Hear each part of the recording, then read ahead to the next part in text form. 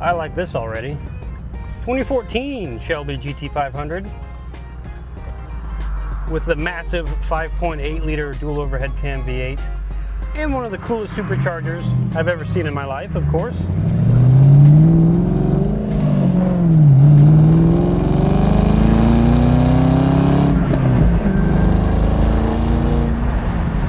Which means that this car is capable of a whopping 662 horsepower from factory, which is just ridiculous. I don't know why you'd ever need 662 horsepower, but Shelby doesn't care if it's ridiculous. They're going to build it anyway, because they're Shelby, and that's what they do. This one is in beautiful deep impact blue with the white over the top stripes. Let me roll the windows up real quick, my automatic windows. White over the top stripes, white Shelby stripes on the side as well. And this is kind of the flagship color that I think of when I think of a Shelby. And I think that's in part because it's the one that Jeremy Clarkson drove on that episode of Top Gear. Blue with the white stripes, albeit his wasn't a convertible, and mine is. Power convertible top, this one's black cloth, power up and down. You also got a cover that you put over the top of it that's back in the trunk right now. And only 8,039 miles. 8,040 now. We'll have a 3 or 4 more by the time I get back to fast lane. But really well maintained low mile 2014 GT500. You got the matching blue and white shift ball on your 6-speed Tremec transmission. Very cool. Matches the rest of the car. You do have a touchscreen head unit, which this must be the early days of the touchscreen. It works very well. This car also has the electronics package, which means you got navigation, fantastic working AC, because that's one thing Americans do best is air conditioning. And it drives fantastic. Shaker audio system, although I don't know why you'd worry about the audio system in your Shelby, because you're going to be listening to the V8 the entire time. But you have it in case you want it. The radio does sound spectacular. Also, because it's a Shelby, you have massive Brembo vented disc brakes and a carbon fiber drive shaft, which I didn't even realize before I researched this car to do the write-up and to do this video, which is pretty cool, especially for 2014. I feel like all the carbon fiber stuff, especially with Mustangs, hasn't really caught on yet by this point, like the modern ones. You also have an aluminum hood with that massive air vent on the front of it, and big 19 and 20 inch staggered aluminum wheels, the ones you get on the Shelby that look great. I'm gonna let this truck get out ahead of me. We're gonna do a little bean test. Just a wee one. I'm gonna roll this down so I can hear it better. We'll get past the bump in the road.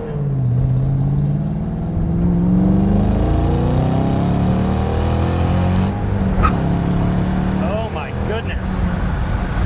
Woo! Yeah, it ain't slow, and we caught up to this truck. You can really hear that supercharger whine when you get higher up into the RPMs too. This thing revs out to almost 7,000 RPM, which for an American muscle car, also pretty good. Not bad at all. You also have the cool glowing SVT logo above your tack, or below the tack, I guess, right there in the middle. You also have the Shelby snake that's always lit up right there in the middle. I guess if I change the gauges, maybe that'll go away. And it says GT500 over here on the glove box. Just so you don't forget, you also have the Shelby snake on each side of the car, right above your GT500 stripes, and it says Shelby on the back. So you're never going to forget that this is a Shelby Mustang.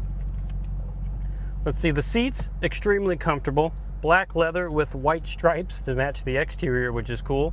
You got the Shelby snake in the backrest of the seat as well, and their power, of course. Effortlessly, I can move backward and forward. Very nice. You got universal garage door openers up here, another thing that was catching on kind of in the mid-2010s that this car has. Very nice. Your power top button is up here by the map lights, which also both work. Very nice. You do have to manually undo these latches, like so, but then you just hit this button and it goes down. You have a quad tip stainless steel exhaust, which sounds great. It's not the loudest thing in the world. This one's not modified at all. And because you have 6 gears, you can stay pretty low in the RPM range and cruise this thing just fine on the highway without annoying the crap out of yourself. You also have heated seats down here, which is tremendous, but I won't need those today because it's quite hot outside. I think the heat index is well over 100 right now in Missouri. Not cool. It's supposed to cool off tomorrow, but I didn't want to wait to drive this Shelby because it's just so fantastic. You also have sections of Alcantara here on the steering wheel. Again, the big Shelby snake right there in the middle. You have controls all over the wheel as well to navigate through all your screens and gauges, take calls, adjust the volume on the radio, that sort of thing, change the station, which is nice so you don't have to take your hands off the wheel. Stuff modern cars have that you don't really think about, but are really nice when you have them. Over to my left, you have what looks like a launch control button. So right now I can rev the car as high as I want, but if I hit launch control, it holds it right there about 2,500 RPM. I guess it's a very primitive version of launch control. You also have a little shock button over here. That's to change your suspension modes. You have normal and sport. You can change up there on the dash. And then you have a steering wheel. That's your steering modes. You have normal, comfort, and sport. I have everything in sport right now because I guess I'm just a sporty guy. Let's go to normal and comfort, see if that actually changes anything. Very nice though. I like this car. It's comfortable to drive. And they basically took a Mustang and then shoved a big, stupid, high horsepower V8 in the front of it and the biggest supercharger they could find. And that's why we love Shelby, because who doesn't want that? And it has plenty of styling cues that removes it far enough away from the GT that you're not going to be mistaken when you see this thing on the road, especially next to a normal GT. It looks fantastic, and people are going to know what you're driving when you come by, if they even see you, because you'll be going past in a blur. I'm not sure of the top speed. If I remember correctly from that Top Gear special, I think this thing does 200 plus miles an hour, which for a Mustang is ridiculous. It's not the most aerodynamic shape, but when you give it this much horsepower, anything can go 200, I guess.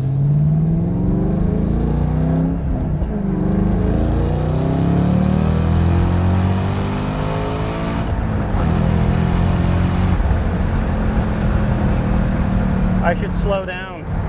The speed limit here is 35 miles an hour, so that was about 40, so should probably do the speed limit now. I would never go that far over the speed limit though. Whoops. It's really easy though. This thing's effortless to go fast in. 1 minute you're flooring it because you want to hear your Shelby. The next minute you're looking down and you're doing triple the speed limit. So definitely be careful of that if you buy this car. It gets up and going pretty quickly. The brakes are fantastic. As I mentioned, you got big vented discs with Brembo calipers. Really great. Stop this thing on a dime. And again, because it only has a tad over 8,000 miles, the thing feels brand new. I mean, the interior is pristine. Nothing in here is faded. The dash looks perfect. Everything on the fascia of the dashboard, all the buttons look like they've never even been touched before. I do have traction control down here as well, and the trunk release button down here by the shifter. Not that you would ever turn off traction control, because this chassis in particular is kind of where the Mustang got the reputation for spinning off the road, leaving cars and coffee. So you definitely have to know what you're doing and respect the amount of horsepower under your right foot, or else you could find yourself in a ditch fairly quickly. And right now I'm kind of stuck behind some traffic, but driving slowly is just as easy as driving quickly in this thing. It's very comfortable. The shifting is buttery and fantastic. You're never wondering which gear you're in. It's still plenty notchy, and it has a really short throw, which I like. Really tremendous. Plus the blue ball shifter with the white stripes and the Shelby snake on the side is just the coolest thing ever. And it handles fantastic. I have it in comfort steering mode. I'm gonna weave a little bit here. Let's change it to sport. Is that gonna change anything in sport suspension? We'll give it a second. Not really. Maybe slightly more direct, a little bit heavier steering, but not the biggest difference in the world. Actually, you know what? I just changed it back to comfort. That is a bit lighter. The sport steering feels heavier, which is nice. You get more road feel. And this is like, I can use my pinky and turn it back and forth now. Back to sport. Oh yeah, it did stiffen up a bit. I never knew that had that much of an effect, especially back in 2014, when I feel like this was all the cusp of societal evolution at the time, was these buttons over here. It's kind of early days for that sort of thing, but it does work, which is nice. And again, this is the color I think of because of Jeremy Clarkson when I think of a GT500. I think the one he drove was maybe a 2012 or 13. I can't remember. It was season 19, episode 3, I want to say, if you want to go watch that. It's a good episode. But this car is just, he was flabbergasted by it. He always hated Mustangs. He thought they were big and stupid and not too fast. But he was actually quite impressed with this GT500. And I can kind of see why, because it is tremendous. Here we are at the roundabout. Wait for this truck to go ahead. Uh-oh, I'm almost out of gas. The one thing that this doesn't do very well is conserve fuel. Fuel economy is not the strong suit of the GT500. That was a V10 Audi R8 that just passed me. I think this might actually be faster in a straight line. 50 miles to E, yeah, the fuel light came on. Whoops. If you keep this thing pinned, and most people do because it's fun to listen to, you'll pass everything but a gas station. Although being modern, it's probably still better than the GT350s and 500s of old from back in the 60s and 70s, with probably more than twice as much horsepower and a heated seat that's leather and power and a power top. Modern cars are truly remarkable. We're going to put it up here in the main showroom because this is a main showroom type of car, I believe. At least I think so. And I think most people would agree. And look at that, I can put it right next to another Shelby GT500. As the next generation of GT500. They can be friends and be right next to each other. That's nice. If you like this car, or really any car in our inventory, you can visit our website, www.fastlanecars.com.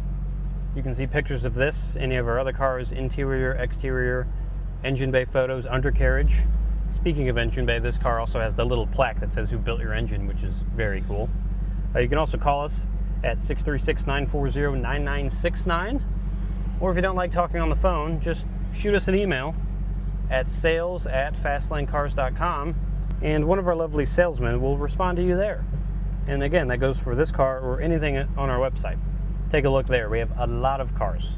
And we just went on a buying spree, so we got like 30 new arrivals in the past week. So if you've looked recently and you didn't find something you liked, look again within the next week or so. We're going to have a lot more cars kind of populating on there. Anyway, this thing's fantastic. I don't have any gripes with it.